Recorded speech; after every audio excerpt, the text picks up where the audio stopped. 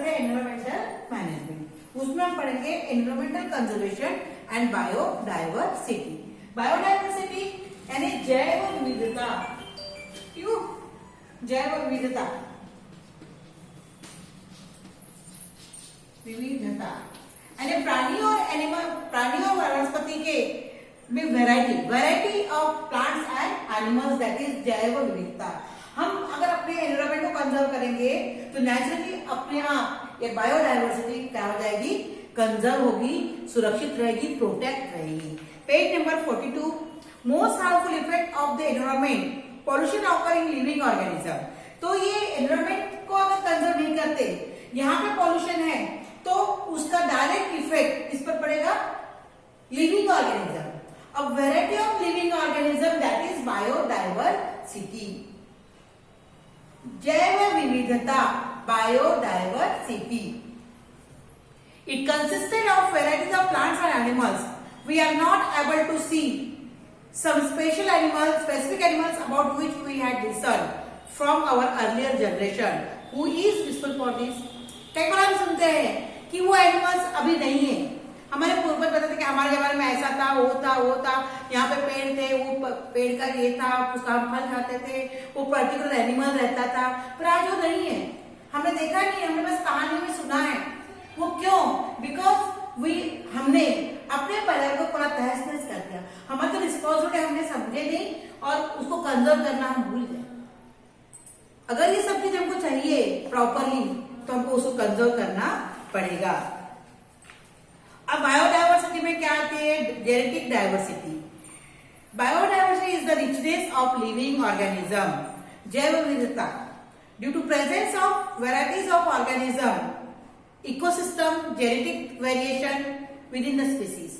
यानी स्पीसीज के अंदर, स्पीसीज यानी जाति, स्पीसीज के अंदर एक वेरिएशन आता है और अलग अलग प्रकार की प्रजातियां बन जाती है। सिर्फ बंदर की बहुत सारी प्रजातियां है, सब हम बोलते सब मंकीज है, पर सब मंकीज में भी प्रकार रहते ना, अलग अलग जातियां रहती, प्रजातियां रहती है, तो उनमें जेनेटिक वेरिएशन होता है। Biodiversity occurs eight 3 different level, 3 प्रकार के लेवल में आती है। पहला है जेनेटिक डाइवर्सिटी, दूसरा है स्पेसिफिक स्पीसीज डाइवर्सिटी और थर्ड है ecosystem diversity. Occurrence of diversity हम पढ़ रहे हैं genetic diversity among the organism of same species is genetic diversity.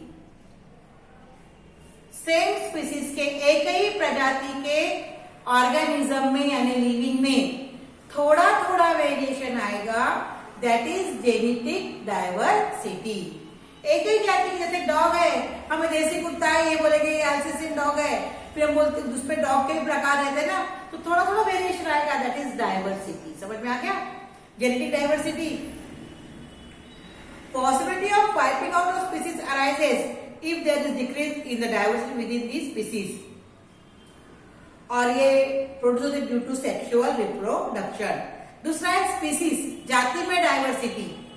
Innumerable species of organism occur in nature. Nature में बहुत सारी प्रजातियां हैं, चिड़िया की प्रजातियां, कौवे की प्रजातियां बहुत पाई जाती है। This is called species diversity. यानी अलग अलग प्रकार की, हम बोले कि ग्रास वर्गीय वनस्पति 1, 2, 3, 4 हजारों प्रकार के हैं। तो एक प्रकार जो आते हैं दैट इज स्पीसीज, जाति, पर्टिकुलर जाति की विविधता, डाइवर्सिटी, जैव विविधता, ये होगी स्पीसीज की। और तीसरी है इकोसिस्टम डाइवर्सिटी। अब इकोसिस्टम हमने पढ़े, there is interrelationship between biotic and abiotic components.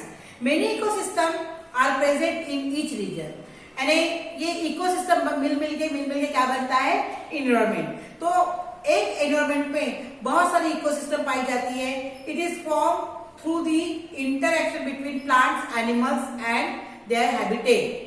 अब मैंने भी कहा था there is interrelation between biotic and abiotic components and their habitat. Habitat यानी सजीवों का रहने का स्थान, यानी सजीव जिस स्थान पे रहता है उसके अनुसार वो अपने आप में चेंजेस करता है, दैट इज एडाप्टेशन।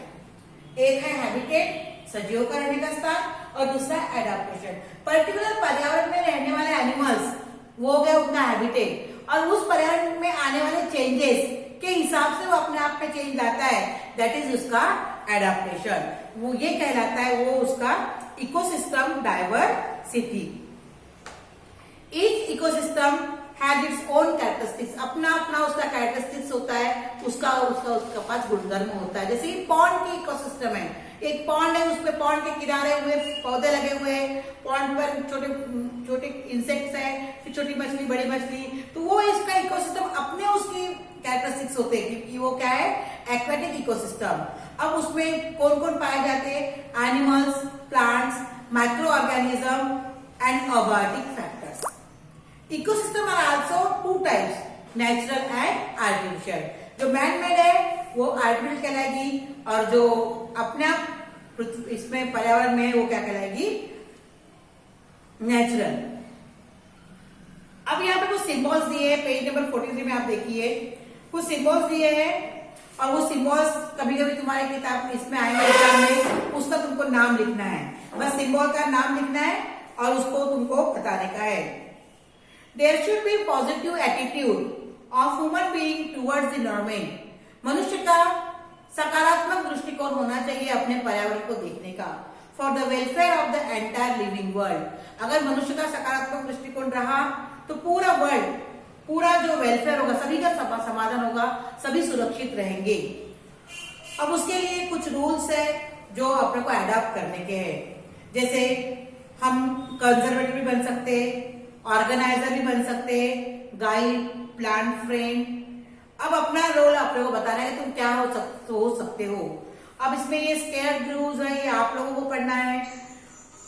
अब बायोडाइवर्सिटी कैसे कंजर्व कर सकते हैं, पहला है protecting the rare species of organism, जो लुप्त प्रजाति हो रही है उसको प्रोटेक्ट करना, इसलिए सेंचुरीज बनी है, अभयारण्य बने, ताकि वन्य प्राणियों को वहां जीवदान मिलता है। समझ में आया ना। और अभयारण्य में हम घूमने जाते हैं, सेंचुरी में हम घूमने जाते हैं, तो 20% एरिया में जब हम घूमते हैं, 80% एरिया में हमको घूमने देते नहीं है, क्योंकि वो वन्य प्राणियों के लिए सुरक्षित है। Establishing national parks and sanctuaries, और इसलिए गवर्नमेंट ने नेशनल पार्क बनाया है और सेंचुरीज बनाई है। और कुछ एरियाज को बायो रिजर्व किया है। बायो रिजर्व है जैव विविधता को वहां रिजर्व किया है। जैसे हम लोग कई जगह जाते हैं तो फोटो निकालने को बंदी होती है, वहां गन चलाने को बंदी होती है, तो वो बायो वहां पे जो जैविक प्लांट्स एनिमल्स है उनको सुरक्षित रखना हमारा धर्म होता है। Declaring projects for conservation of special species, जैसे असम में या गिर के जंगल में व्हाइट शेर रहता है, जंगल में जैसे अपने यहाँ कान्हा के पास में है, वहां जंगलों में क्या किसको सुरक्षित किया जाता है, शेर को। ये अलग अलग प्रकार के जंगल है जहाँ अलग अलग प्राणियों को सुरक्षित रखना वो वहां के लोगों का क्या होता है, एक उनका कर्तव्य कहला बोलो, या गवर्नमेंट उस पर ध्यान देती है। Conserving all plants and animals, observing the rules, सभी रूल्स को फॉलो करना है। Maintaining record of traditional knowledge, सबका रिकॉर्ड करना है, कौन जाता है जंगल में, कौन सेंचुरी में घूमने जा रहा है, कौन जंगल सफारी करना जा रहा है, उसका सबका लेखा जोखा लिखा रहता है। वहां पे अपने गाड़ियां नहीं चलती, उन लोग की गाड़ियां चलती है, और उनकी गाड़ी में बैठ के ही जो पेट्रोल नहीं धुआं नहीं फेंकती, ऐसे गाड़ियों को वहां पे यूज किया जाता है। Till now we have studied the rules and regulation about environment conservation and protection. In this lesson many people in the society are voluntarily coming together to perform the noble work. Many institutes at state, national, international levels are involved in this work. अब ये तो government का काम हो गया, परंतु कुछ volunteer या वॉलंटियर वे में लोग भी इस पे काम करते हैं। तुम्हारे 41 पेज में एक नाम है, असम के व्यक्ति है वो, उनका नाम है जादव मोलाई पेइंग। इनके बारे में आप पढ़ लेना कि ये व्यक्ति ने उम्र के 20 साल से 16 साल से पूरा आज तक इसने क्या किया, कितने सारे लैंड में 200 हेक्टेयर लैंड में पूरे पौधे ही पौधे लगाए। यानी 16 साल की उम्र तब से अभी तक वो लगा ही रहे, क्योंकि वो उसने दिखा दिया a single man can determine and can establish a forest. फिर मैंग्रोव होती है, तो वॉलंटरी ऑर्गेनाइजेशन बहुत है और इंटरनेशनल एनवायरमेंटल ऑर्गेनाइजेशन बहुत सारी है जो ग्रीन पीस रखना चाहती है। इसके बाद हम पढ़ेंगे hotspot of biodiversity. Next period में आपको पढ़ाऊंगी ये हॉटस्पॉट ऑफ बायोडाइवर्सिटी। ठीक है।